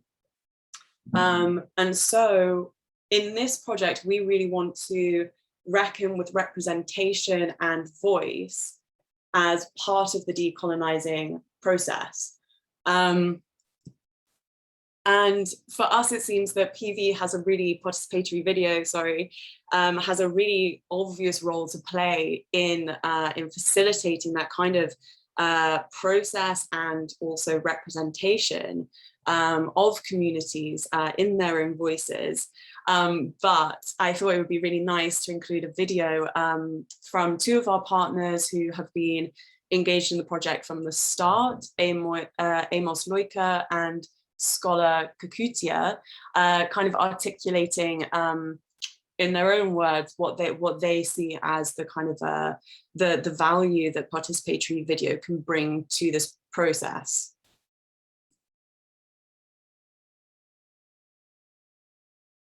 PV has enabled us to speak our own story.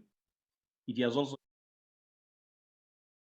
enabled us to speak our issues and also to address the pain that we feel as a result of what has been said about our culture in museum. It will also enable us to address how we think and how we feel our culture should be addressed or should be put into being. The other thing, there is also the issue of communication. If it is not for the PV, we could not have been able to address the wishes of the community, the wishes of the cultural leaders, and even the communication from the first delegation that really uncover what is going on in the museum. So we are able to use the PV to communicate what is happening in the museum and also to show the photos or images of the problematic object that we found in the museum. That has really enabled the connection between the museum and the community. So PV is a tool that gives the people a voice to talk on their own and also to address what they feel is important to them.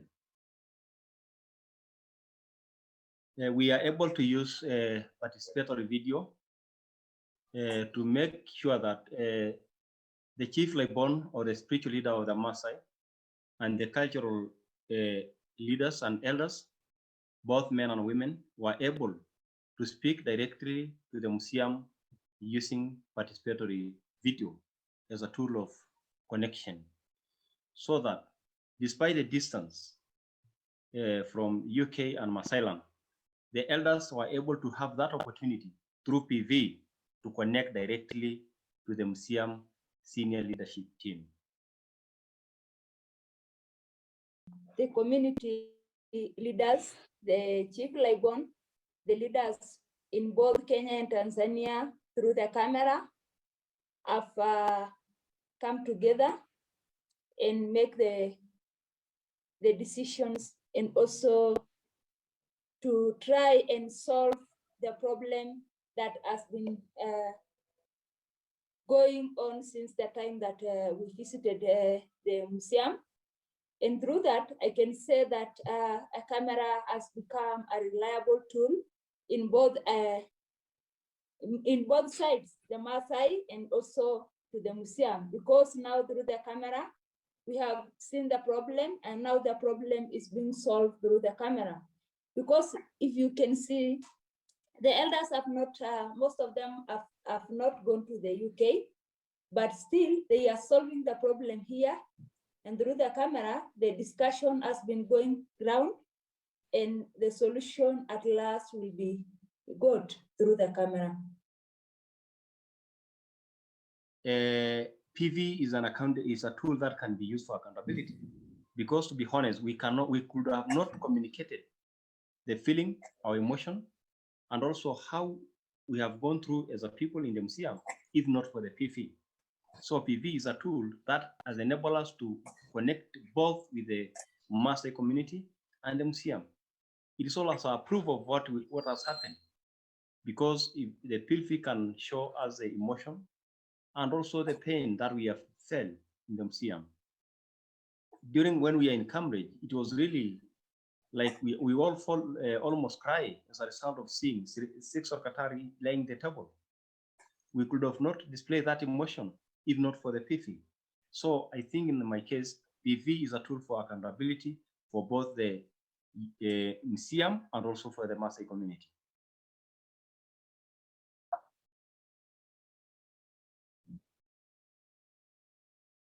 Sorry, I haven't really ever figured out how to skip smoothly on from the video, as you can see, but yeah, so since beginning the project with that chance encounter, there's been several delegations of Maasai representatives to Oxford to, on the one hand, deal with you know, what happens next with these 5 sacred artifacts.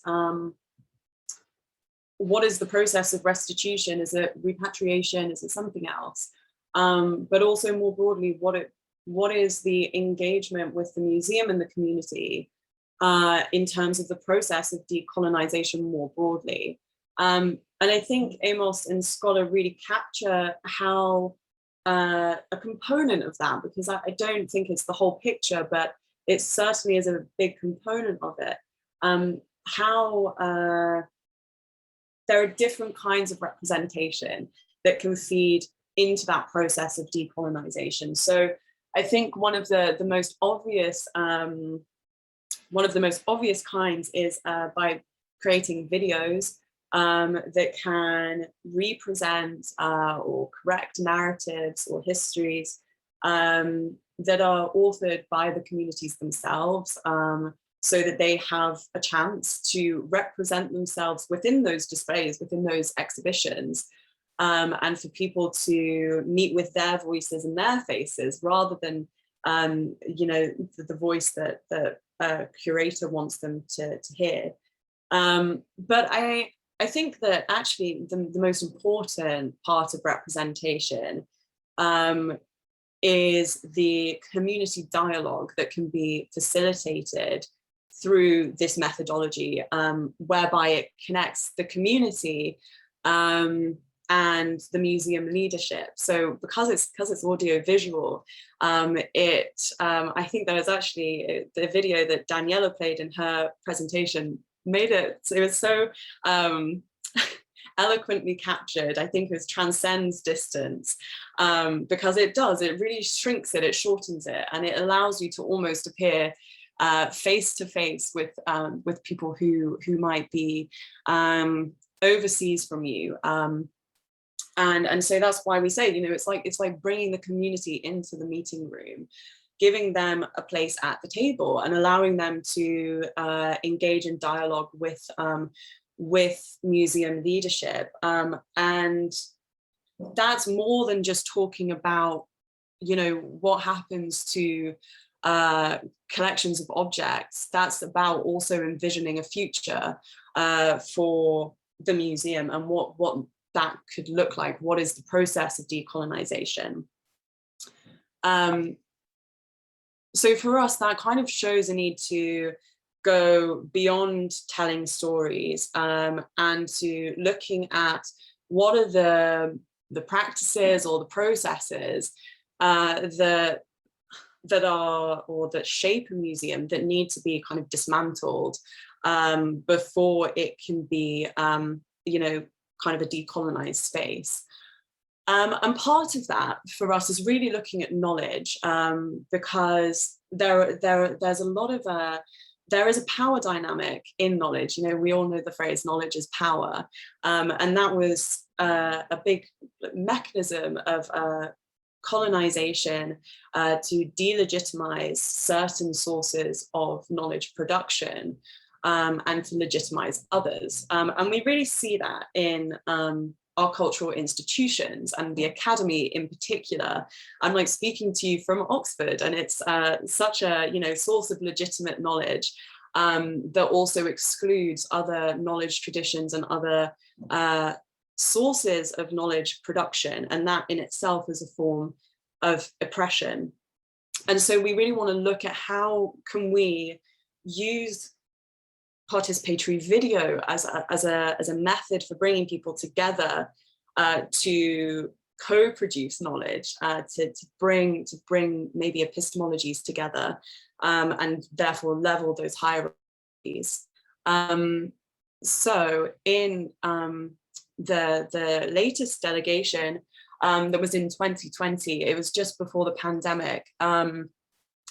This delegation was different from the previous ones because one of the delegates, Lemeron, and you can see him in the middle in this picture, is the son of Laibon Makompo, who is a spiritual leader of the Maasai.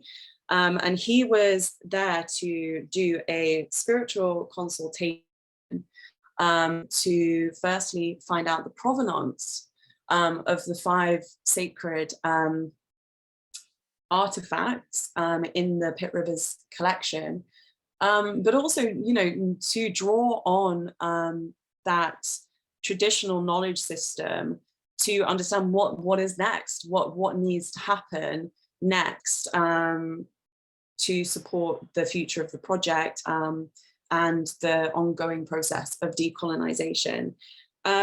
And for us, this was such a unique moment because it really symbolized the coming together, like almost the braiding of Western, a Western epistemology and a Maasai epistemology to mutually research, you know, the provenance of these artifacts. And that for us was a step towards leveling those hierarchies and itself, you know, part of the process of decolonization. And another thing that I want to pick up on that I actually was so pleasantly, I was so pleased to hear, Daniela, you say this in your talk about kind of curation and the care of objects, because another topic of conversation during that 2020 delegation was really this really nice kind of conversation between curators and the delegates, asking, what is care to you? What does it mean? And for the curators, that was, you know, preserving objects and making sure that they last. But for the Maasai delegates, it's their kind of their knowledge of care for objects that they are used and that they are interacted with, because the objects themselves are part of history. They have, you know, a life of their own. And so there was like a very big disjunct between what the two different kind of understandings of care was. But that kind of brings us a step towards, okay, so if things need to change, if practices need to change, and curatorial practices need to change, this dialogue is one of the best ways of figuring out what we do and what could be the next thing to de-problematize or decolonize our practices. And I think that really underscores the fact that decolonization can't come from a Western knowledge system on its own. It needs to be co-produced with other knowledge systems and other people's point of view. So yeah, I would just like to finish off by, I suppose, just summarizing, what we view as the role of self-representation, that it is, of course, deeply connected to stories and narratives, but as well as that, it's about process, and it's about having representation in the space where decisions are made, and being able to decolonize through co-creation. Thank you so much. Thank you, Grace. That was absolutely brilliant. I have so many things that I want to pick up on. Just to remind everybody, if they have questions, please put them in the Q&A or in the chat. But maybe I can get us started. Have you had any experiences in this work where you've been surprised by what participants from Indigenous communities wanted to achieve via participatory video? Were there ever instances where they came with their own sort of agenda and things that were not at all what you were expecting or planning for them? What did you learn from them, I suppose, is my question. Yeah, absolutely. I think that one of the good things about being part of a participatory organization is you kind of learn to unlearn expectations and process protocols almost, or standardizations. But I think one thing that was quite surprising going into projects dealing with museums is like quite a lot of the debate when it comes to Indigenous communities and source communities is so much about the return of objects, and maybe that's because it's such a concrete, achievable thing. It's tangible, and people can kind of understand it.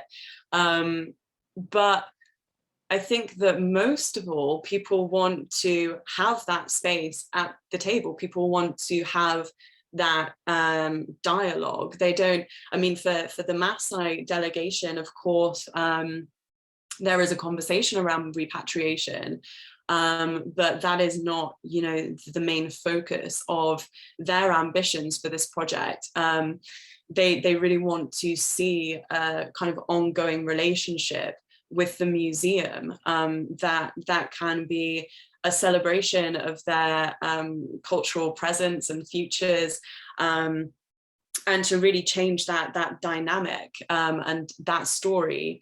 So I think that was surprising for us, and really has led us to have these kind of realizations about what video can do in terms of facilitating a process, rather than just, kind of correcting histories, which was, what it seemed the most obvious kind of function of it.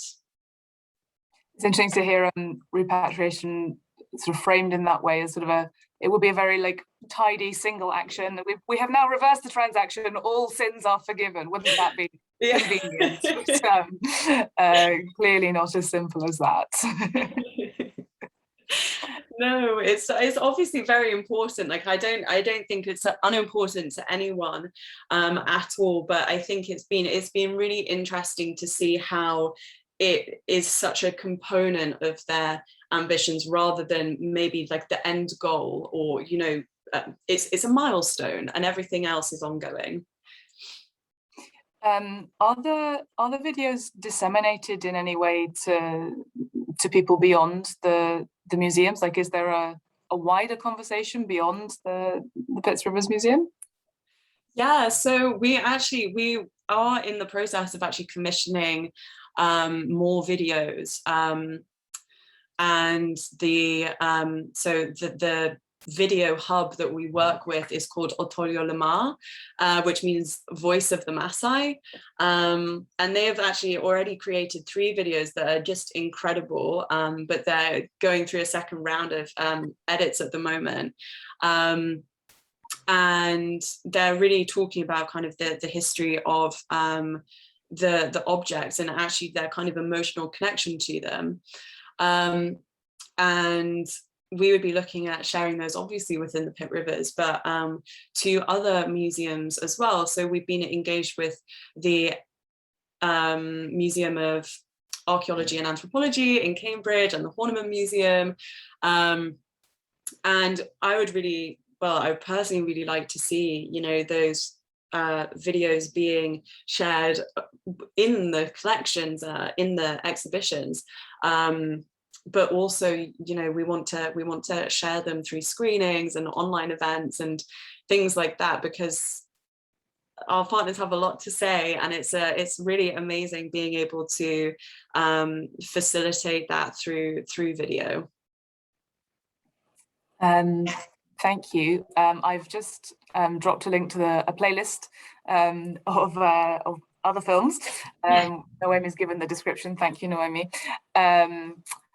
If there are no questions that people can formulate just at this minute, we'll take another quick 5 minutes and then come back for some general discussion with all 3 of our speakers. Thank you very much, Grace, for your talk. I have the time at 6:57 here in London, so we'll come back just on the other side of the hour.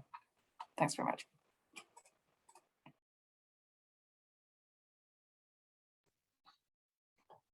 Hello and welcome back. I hope our speakers are still here. Haven't run away in the break. Thank you again to all 3 of our speakers. Fascinating, totally different perspectives on a shared project and ambition. A note for our audience: if you would like to ask your question verbally with your own voice during the roundtable, please do raise a Zoom hand, and you'll be able to unmute yourself, and Noemi will contact you privately in the chat to get your consent to being recorded. But of course, the Q&A function is still open, as is the chat. So if you would rather type your questions, that's still absolutely fine. I have many questions, so I will start us off. I did promise to come back to this point, so I'm going to start with this question about support and/or resistance from within the institutions or organizations that you've been working with or inside. Victoria, I was very pleased to hear that your senior management is so supportive and proactive. Grace and Daniela, how have you found the responses from the institutions that you're working with? Have they been receptive? Have they been resistant? Daniela, maybe you could start us off. Thank you, Julia, for the question. Yes, I've been working mostly with photographic collections. So that is the institution that I feel more in a place to be able to talk about. And we are fortunate to have wonderful people in charge of so research librarians and photography curators, which are specifically charged with the task of doing research within the institution on those collections and taking care of those collections. They have been advancing this work in important ways. One of the authors that I quoted, Merekie Kravamaya, she's a research librarian who has been doing research with that particular collection, and together with photography curator, they also organize their own exhibition within the photography museum in an attempt to complement the photographic collections with contemporary artistic work and expand their collections with other narratives and perspectives. So she has written that article that I encourage everyone to read, together with art historian Temi Odemusu, called The One-Eyed Archive. I can put it in the chat, which is sort of problematization of the many questions that surface when digitizing collections of such a sensitive nature, and particularly the problems posed by visual materials when they're digitized, and what are the ethical challenges that they raise for, you know, decolonial work. And together with two other colleagues, she curated an exhibition as well that I can also put in the chat. So I wouldn't say that this is common in every institution, that such a dedicated team is pushing this work. I cannot speak to the dynamics of the institution, but I do know that often the labor of archivists and curators is not upheld by a structural commitment, and that can be hard, right? To have to drive that work more independently, and they've also been steering most of the community work as well. So collaborations with groups of students from the Virgin Islands and other institutions based in the Virgin Islands. So there's been a lot of sources of energy and drive from within the institution. Yeah.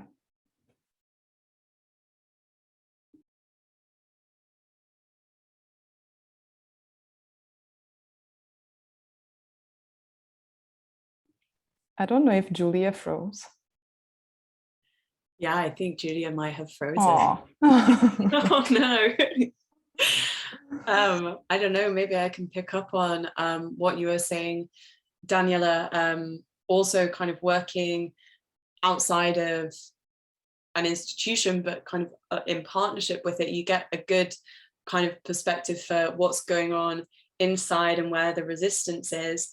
But we've been so lucky in our partnership with the Pitt Rivers Museum, because we work closely with the director, Laura van Broekhoven, and she has really been leading the charge on this project, particularly from within the museum. So it's really great to have that commitment from, you know, kind of the museum leadership, and she's been really looking at the kind of processes and protocols within the museum to enable the kind of engagement that our partners want. And that is a really, really meaningful thing. But on the other hand, more informally, and not in my partnership with the Pitt Rivers, but informally kind of being outside and working with communities outside the sphere of academia, I do feel that there is generally kind of resistance when you start encroaching on kind of practice, and you start to question practice as a non-academic because of these kind of legitimizing areas of knowledge and delegitimate areas of knowledge and whatever. And it feels like sometimes there is a lot of gatekeeping towards that, you know, that you have to be within the academy to be able to understand how to change the academy, which I don't personally agree with, but it definitely seems to me a barrier to working with some people. Does the question of legitimacy ever go in the other direction? I'm sitting here as a white woman, wondering about my rights to ask questions in this field and to push for change when I'm not speaking on behalf of anybody. Does the question ever come up in in the other paradigm? Complete silence. Victoria. I think, yeah, we've thought about that. I suppose some of that came up working with Lioba, who's Black, and in the article we wrote, she's kind of coming at it from a Black researcher's point of view. I think though our approach, because we're trying to change our archival practice, we haven't come across it too much, but we are very aware that myself and my colleague, we are two white middle-aged women who mostly archivists are white middle-aged women, so we are aware of that. Our researcher is Black, but again, we don't want to, there's that line, isn't there? That's not tokenism, you know. So it's kind of, and that's, I think we've got to be careful, you know, in terms of recruitment, you know, how, you know, are the archives professional, information profession going to go, oh, we're not 98% white, we're only 80% white. Look at us, tick box. We've, you know, so it's a balance, isn't it? But yeah, I take on board your legitimacy thing, but I hope that our approach shows that we're acknowledging and we're making a step towards trying to make things more accessible. We are not. That's why we're not saying it's a project. That's why we are trying to be more careful with language, because Lioba picked me up on something once when I said, oh, we've achieved something, and she said that's not the right term to say, you know, just making sure that we're not patting ourselves too much on the back, you know, which is kind of part of what we're kind of doing today to an extent with the project. But yeah, being very careful not to go, oh, we're just brilliant as an archive service because we've done this. We're definitely not saying that. We're saying we are taking steps towards trying to be more inclusive, and if people want to pull us up on stuff, we are perfectly happy to hold our hands up, but show that we are trying to do our best. So. Didn't want to single you out for attack, Victoria. That's not at all. Just nobody responded. So I feel like all three of you have mentioned either that your initiative or project is small in terms of number of participants, or that you've benefited a lot from like individuals pushing and working hard and facilitating your work.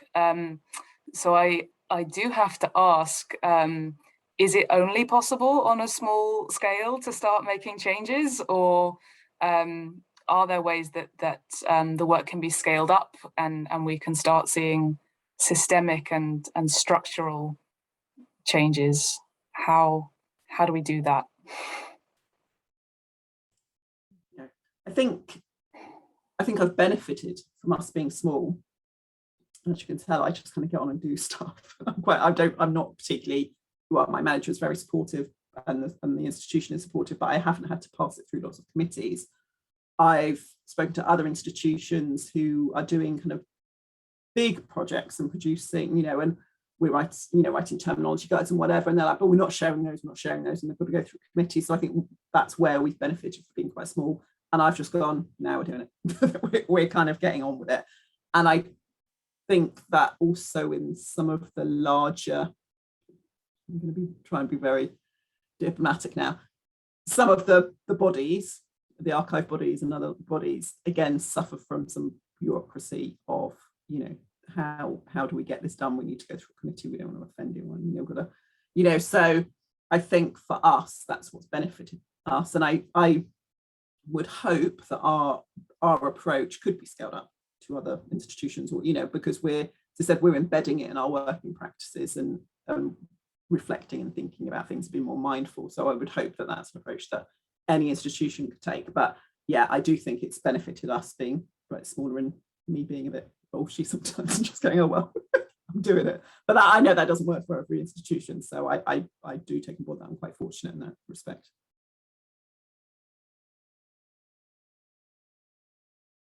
Sorry, still on mute.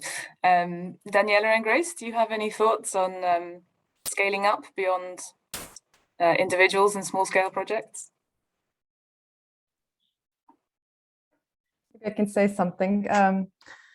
I often grapple with this question. That's why I like it so much. The question of scale and social change. And I often have this discussion with my research collective, the Uncertain Archives Research Collective, and we have previously tried to write a little bit about it. And I guess the question that I was that I brought to discussion today has to do with, is also a question of scale. Like once you digitize a small colonial collection, that also within the larger scale of colonial history is also considered a somewhat marginal colonial history, right? So once you digitize that, it enters a different scale, right? The scale of the digital.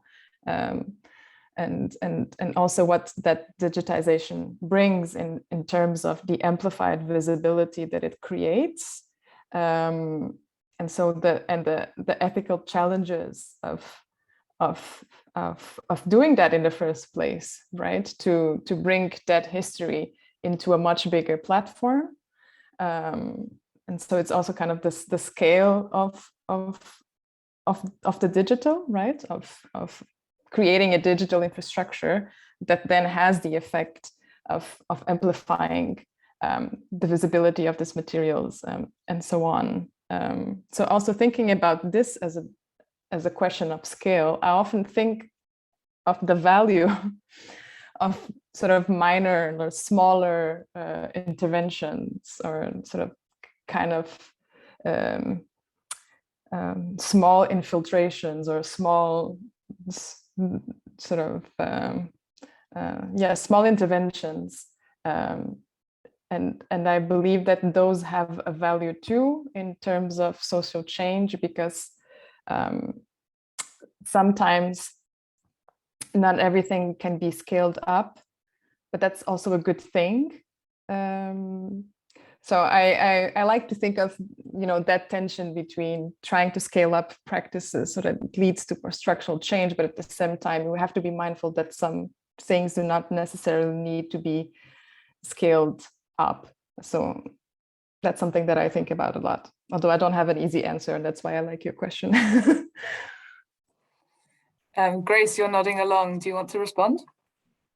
Yeah, I think that, I agree with both Victoria and Daniela. Like, I think that the reason that maybe these quite complicated processes are happening at first, maybe most effectively in small places, is because it's so nuanced. And I think that to truly grapple with everything that comes with the process of decolonization, it does rely on dialogues and kind of intimacies between different stakeholders.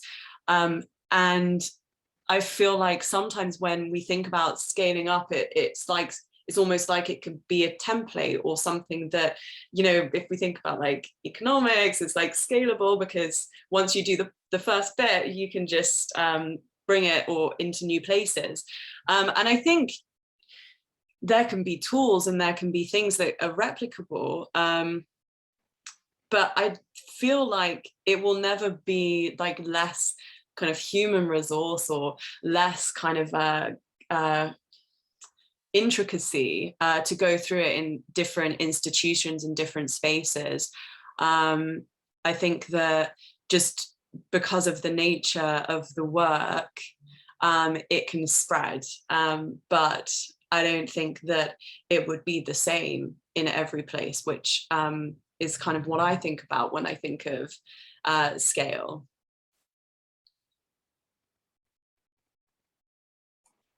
I think that's a very good point. All very good points.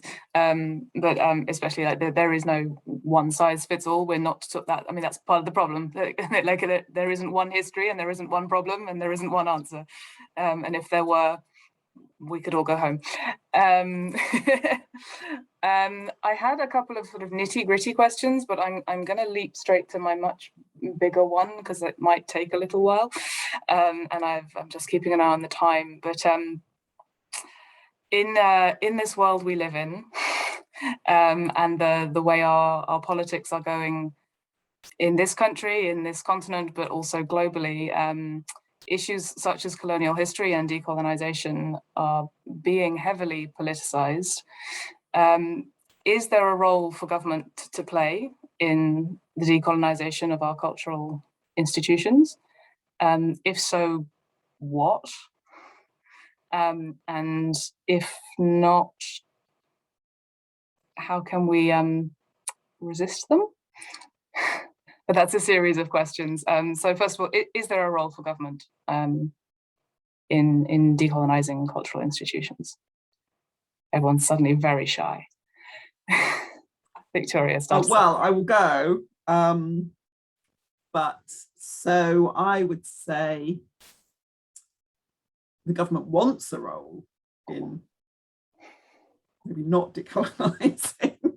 I think some of the recent examples that I'm aware of, and I'm not saying I'm an expert on any of this, but things that kind of caught my attention about it, is that the impression is the government is not supportive of decolonizing, but that might be a very simplistic kind of Daily Mail kind of, view of it in light of kind of contested histories debate. But I would say the example of the report on colonialism and slavery that was created for the National Trust, in response to that and other things, backbenchers have set up this common sense group, which is Conservative MPs, about 60 of them, who want traditional Tory views on the woke agenda, among other things. And, they've got hashtags like the Empire Strikes Back, and, some of them have tweeted, things that I find very offensive. They, one of them reported about the Greenwich Maritime Museum, who was looking into the Royal Navy's links with slavery, which obviously existed, but he called it left-wing ideological nonsense. So I think it's very, for me, it's quite terrifying, some of the stuff that's coming from certain parts of the government, and how much there are groups that are trying to influence the main kind of Conservative government in this country at the moment. So yeah, I'm finding it quite scary at the moment, and I think, the government should have a role to play, but obviously from my point of view, I want that to be a positive role, and at the moment I think it's quite a negative role. There might be some wonderful MPs doing some good stuff in the background, but at the moment what we hear is the negative kind of response. Yeah, I completely agree with you, Victoria. It's kind of like, yes, of course, I think that there should be some kind of policy in terms of not necessarily hugely interventionist, but just even maybe in, kind of trying to give a proper historical account, even at the bare minimum. But it just is awful, the kind of level of involvement that I think the government does have, in a way that I just think is terrible. So it feels like, yes, government involvement, but no, not this government. And I think, it's interesting to see how how it's becoming a tool for division, and actually the kind of the level of, I would say, kind of censorship that's going on in schools even at the moment, with new legislation passed about what teachers can teach in terms of what's a radical ideology, and I think that really sets so many steps backwards in terms of doing what we need to do, because it's great to be working with professionals and people who already maybe have their careers in this space, and who want to unlearn or change practices. But at the same time, I think there needs to be a really sharp look at our educational institutions, and seeing, how can we teach the next generation in such a way that they don't need to unlearn, and that they can come ready to kind of change and shape new dialogues, and that's really not happening with the current level of kind of intervention that's happening in the government at the moment. I agree, Victoria. I think it's super scary, and I think it really validates the certain institutions that don't want to have these conversations, because fundamentally having them would maybe frankly hurt their pockets, because they might have to give things back, they might not get the same kind of research grants, all of these kind of things. Yes. Again, not really an answer to your question, Julia, maybe more of a rant. I don't know. No, I mean, I think like there are glimmers in there of like what the state could be doing if it wanted to help, right? And like education's a key part of that, and then, you know, what we're enabling for the next coming up generation who are filling the new posts. I mean, obviously in this country, in the UK, not much cause for optimism on that front, but one can imagine a situation in which that could be possible. Daniela, do you have thoughts on any of this? Yeah, maybe just to complement what has already been said, and in addition to these very conservative developments and all these setbacks and obstacles to doing this work, I've been following discussions in a few European countries, and another development that I'm noticing and witnessing is actually when governments do announce having the intention to participate or support those efforts in decolonization, if you want to call it that, in cultural institutions.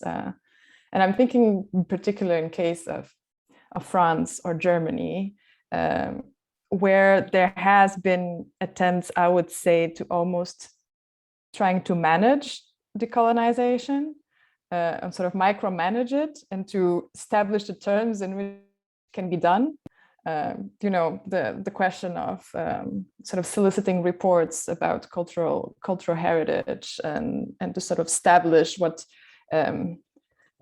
provenance and sort of ownership, and make sure that some of it is restituted, but some of it isn't. And so working all those sort of cooperation protocols that and these sort of exchanges. So we'll restitute if we can show it for the next 20 years still, etc. So to me, that also seems a concerning development, even though it appears as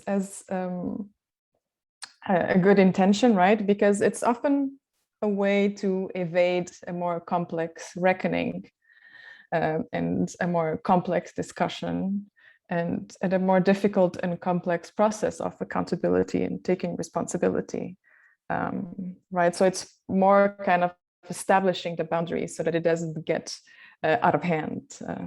So I think that's also something to be mindful of, in addition to the clear sort of objections to all these developments. Yeah. We have even more to worry about. Thank you. We are approaching the end of our time, and I would like to thank you all for your fascinating talks and for your responses to all of the questions. Thank you to all of our audience for coming along and for asking brilliant questions. This has been an absolute pleasure. I will hand back to Noemi for final closing business, but just thank you. Thank you, Julia, and thank you everyone for coming today. I was just gonna mention it that in a couple of weeks, the symposium is gonna be recorded and possible to see for the people that, for example, didn't have time to see it in our website. In case not many people know us before, I'm gonna share it now. And I just want to say thank you so much. I really enjoyed it, and I was really happy that all my team, we've been like working a lot of months to create this symposium, and I think they give us like a lot of thoughts that we need to continue thinking about it. And I want to say thank you to everyone that's coming today, and yeah, and have a lovely evening. And I'm just saying to everyone, just 1 second, and I will close the meeting. So thank you everyone again, and see you maybe next time. Bye-bye. Thank you all. Thank you. Thank you.